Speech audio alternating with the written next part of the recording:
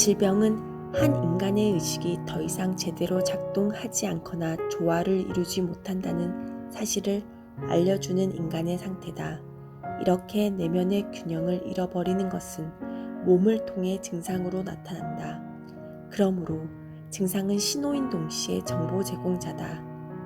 왜냐하면 증상이 나타남으로써 우리는 지금까지의 생활의 흐름을 중단하고 그 증상에 주의를 기울이지 않을 수 없기 때문이다. 증상은 인간 즉 영혼을 가진 존재로서 우리가 병이 들었다는 사실, 다시 말해 영혼 속의 세력을 균형을 잃었다는 사실을 알려준다. 증상은 어떤 것이 잘못되어 있다는 정보를 알려준다. 이전에는 당신은 어지가 온전하지 못한가요? 하고 환자에게 질문을 했다. 그러나 환자는 항상 자신의 증상을 가지고 대답을 했다. 저는 통증을 느낍니다.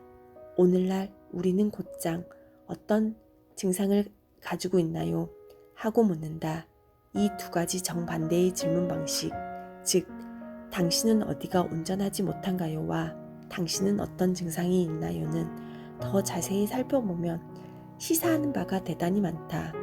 두 질문 모두 환자에게 들어맞는다. 환자는 늘 어디가 온전하지 못한다고 느끼며 더구나 자신의 의식 속에서 그렇다.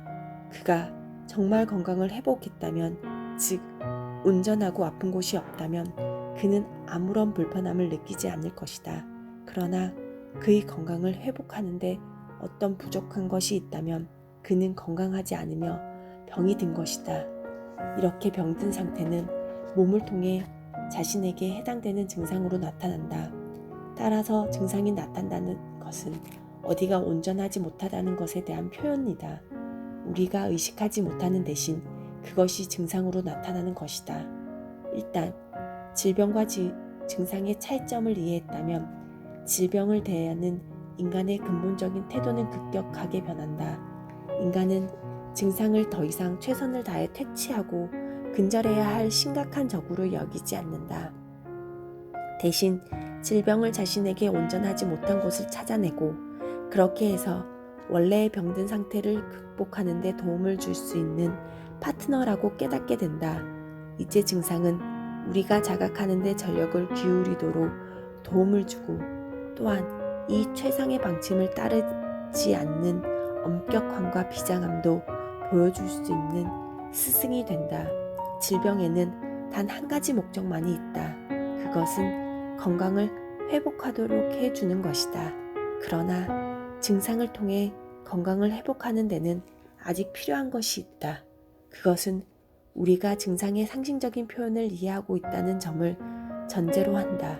증상의 상징적인 표현을 다시 익히는 것이 이 책의 목표다. 우리는 다시 익힌다고 말한다. 왜냐하면 이 상징적 표현은 예로부터 존재했고 따라서 단순히 다시 발견하기만 하면 되기 때문이다.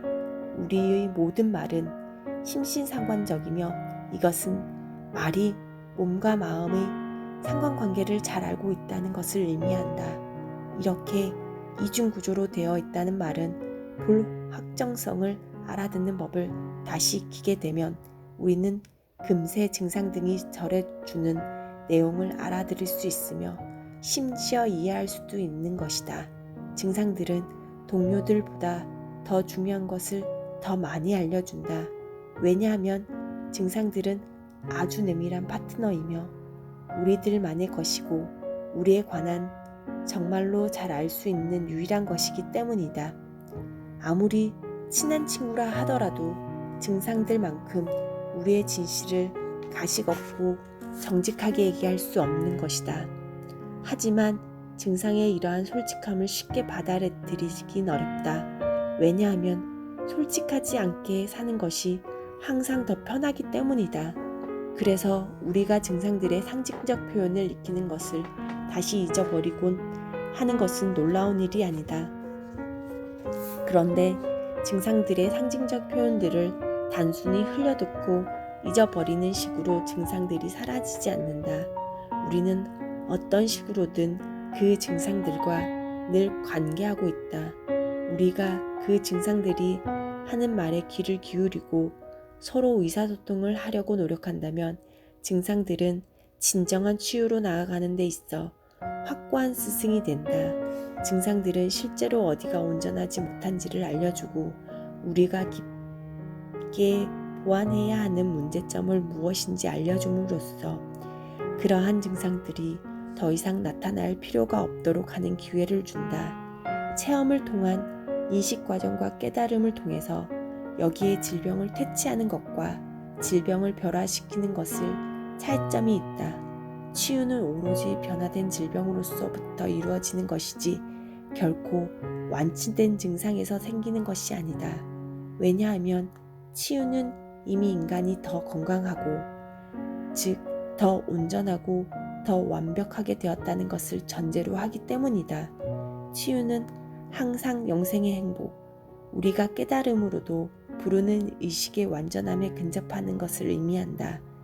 치유는 부족한 것을 보완하는 것을 통해 일어나며 따라서 의식을 넓히지 않고서는 불가능하다. 질병과 치유는 오직 의식에만 관련되며 몸에는 적용할 수 없는 개념상이다. 몸은 병들 수도 없고 회복될 수도 없다. 몸에는 그때마다의 의식 상태를 반영될 수 있는 것일 뿐이다. 우리는 오직 이 점을 정통의학에 대한 비판의 출발점으로 삼는다. 정통의학의 치유가 가능한 유일한 영역에서 관심을 기울이지 않은 채 치유한다고 말한다. 의료활동이 치유한다는 주장을 하지 않는 한 그것 자체를 비판하는 것은 우리의 의도가 아니다. 의료행위는 순전히 기능과 관련한 조치에 국한되어 있고 그 자체로는 좋지도 나쁘지도 않으며 다만 물질적인 영역에서 가능한 개입이다. 사실 이 영역에서 의학의 부분으로 유용하다.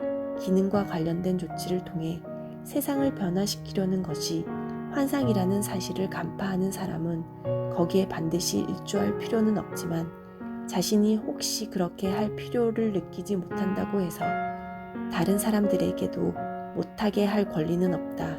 왜냐하면 어떤 환상을 면밀히 검토하는 것도 결국 가치가 있기 때문이다. 따라서 사람들이 어떻게 하는가 보다는 사람들이 하는 일에 대해 명확히 인식하는 것이 더 중요하다.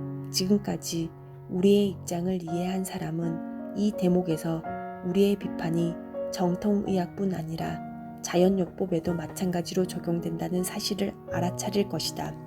왜냐하면 자연요법도 기능과 관련된 조치를 통해 치유를 불러오고 질병을 막으려고 노력하며 건강한 생활을 적극적으로 옹호하기 때문이다.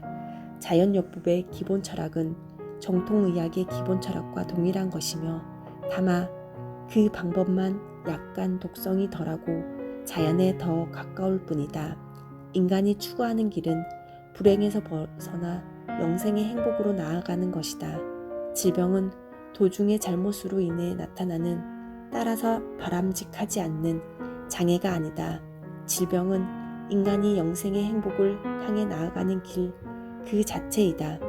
우리가 이 길을 더욱 주의 깊게 관찰할수록 그 길은 더욱 쉽게 자신의 목적에 도달할 수 있다. 우리의 의도는 질병을 퇴치하는 것이 아니라 그것을 활용하는 것이다. 하지만 그렇게 할 수 있기 위해서는 조금 더 기초적인 개념부터 살펴봐야 한다.